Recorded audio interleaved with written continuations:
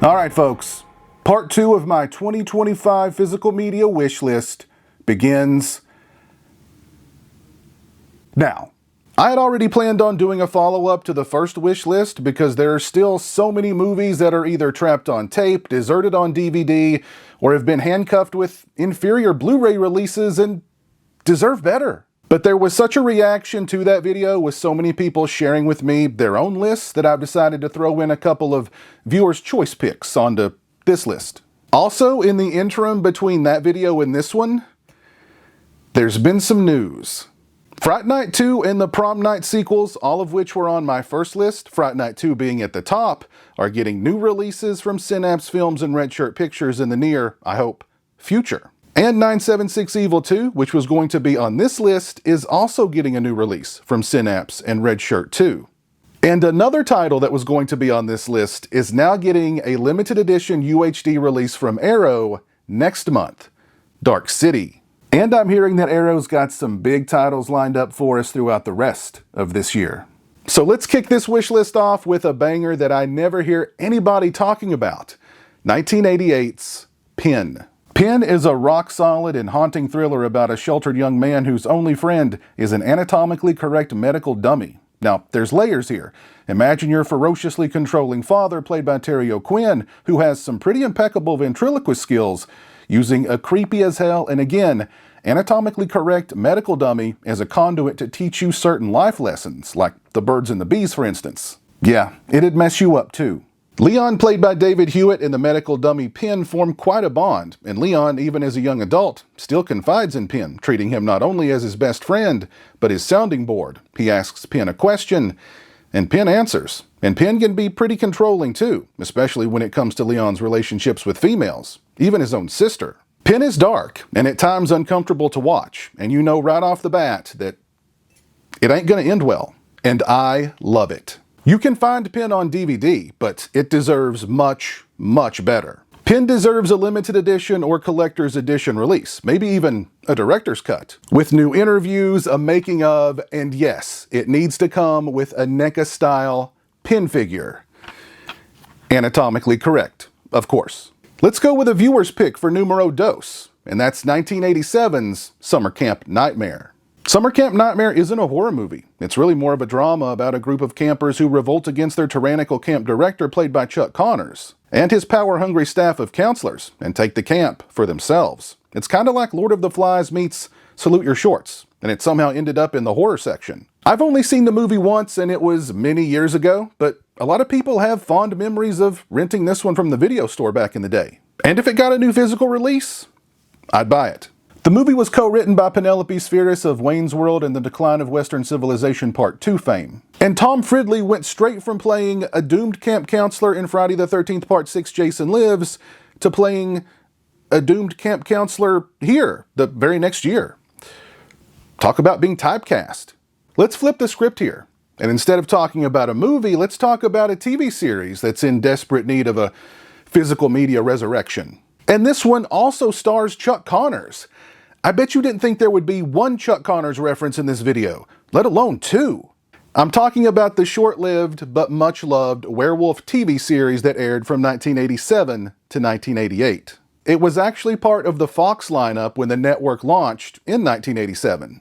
The series follows college student Eric Cord, whose carefree life gets hairy after he's attacked by a werewolf. He then embarks on a journey to find and kill the originator of the werewolf bloodline, played by Chuck Connors, and rid himself of the curse. There's another TV series that always kind of reminded me of Werewolf, and it aired around the same time. However, it ran much longer, aired on several different networks, and was an anthology series. If you think you know what this series is, please let me know in the comments. Werewolf boasted some cool practical werewolf effects, and the werewolf designs were really cool too. The series is full of familiar faces, like Cobra and Fright Night 2's Brian Thompson, Fright Night 2's Tracy Lind, Everett McGill, Richard Lynch, Greg Henry, and the late great Tony Todd, just to name a few.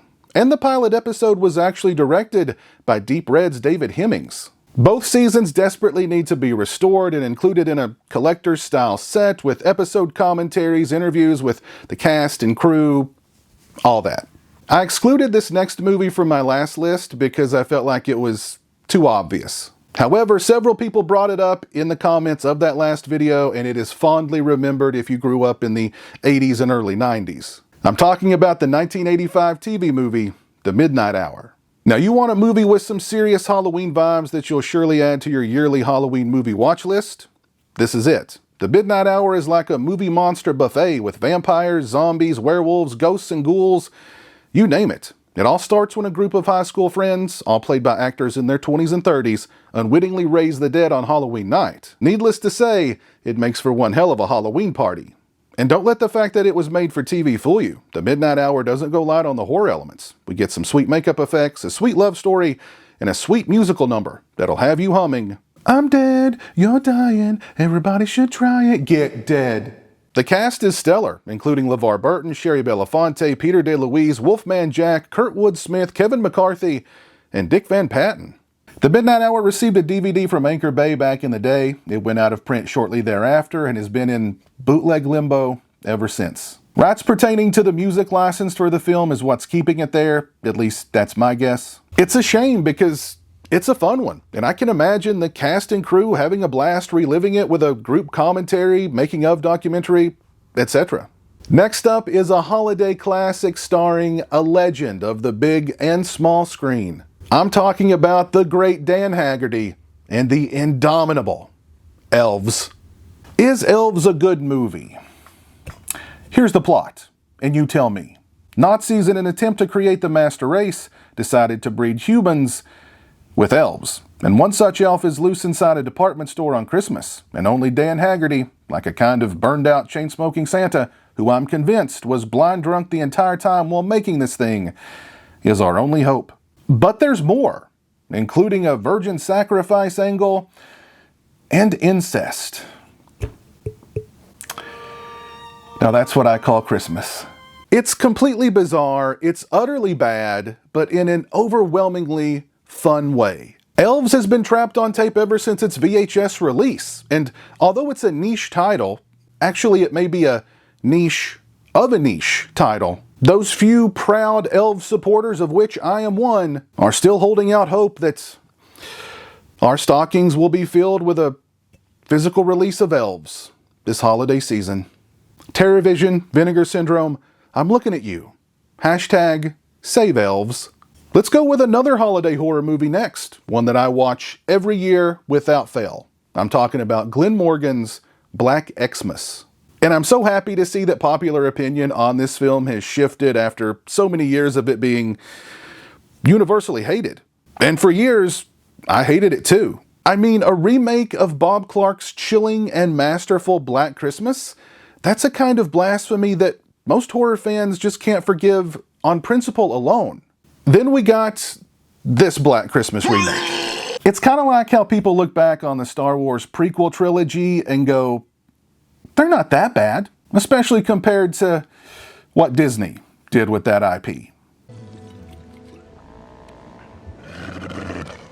But Black Xmas has such an energy and style all its own. It's hyper, it's aggressive, it's hyper-aggressive. I love the over-the-top kills, I love the characters, and it's oozing Christmas vibes with bright colors and all the Christmas decorations everywhere. There's like 3 different cuts of the movie, and there is a Region B Blu-ray with all 3 on it, but this movie needs a 4K. Ultra high def would make Black Xmas leap off the screen at you. Throw all 3 cuts on there, and if possible, I would love to see Glenn Morgan's director's cut. If you missed my bloodstream with Glenn Morgan, in which we talked about Black Christmas and the nightmare that production turned into thanks to the Weinsteins, along with The X-Files, Millennium, Willard, Trick or Treat, and much more, check it out. Also, R.I.P. Michelle Trachtenberg. So sad. She left us way too soon. Here's a trio of movies that a lot of people mentioned in the comments of the last video, and one of them just shocks me that it's not on physical yet. I'm talking about the Netflix Texas Chainsaw Massacre, the Hulu Hellraiser, and Barbarian. I can kind of understand why the Texas Chainsaw Massacre and Hellraiser don't have physical releases, because Netflix and Hulu want you to watch them over and over again on their platforms. That just improves overall watch numbers and looks good to their investors. The downside, of course, is that we'll never see any extras for either of those movies. And you just know there's lots of behind-the-scenes footage for both just rotting away on hard drive somewhere. But Barbarian was one of the most profitable and critically acclaimed horror movies of 2022, and it still doesn't have a physical release? Does anybody know what's up with that? It's not like it's an obscurity or a niche title or anything. I don't get it. All right, last one. I do have a few more, but I'll save those for part 3, because everything has to be a trilogy these days, right? Anyway, this is another TV movie that was scheduled for a physical media release at the beginning of this year from Kino Lorber, but it never happened. I'm talking about Nightlife.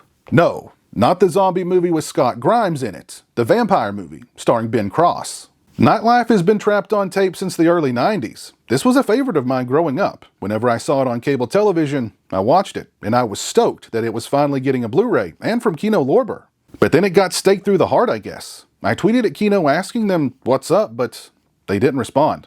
It's a shame because my memories of Nightlife, though they're likely through rose-tinted glasses, are of a really fun vampire movie with a great sense of humor. Hopefully it's just a delay, and Nightlife will see the light of day again soon. So there you go, part 2 of my 2025 physical media wish list. Let me know your thoughts on my list down in the comments section below. And since you're down there, share with me your own physical media wish lists. If you like this video, please leave it a thumbs up and share it on social media. If you're not following me on social media, those links are in the description. As always, thank you so much for watching. I really appreciate it. Take care, and until next time, peace. A huge thank you to all my patrons and channel members for your generosity and support. Become a patron today and get early access to videos, have a say in what content appears on my channel, join me for monthly live streams, exclusive watch parties, and more. Become a channel member today and get access to exclusive badges and emotes to use when I stream, as well as members-only watch parties. Both those links are in the description.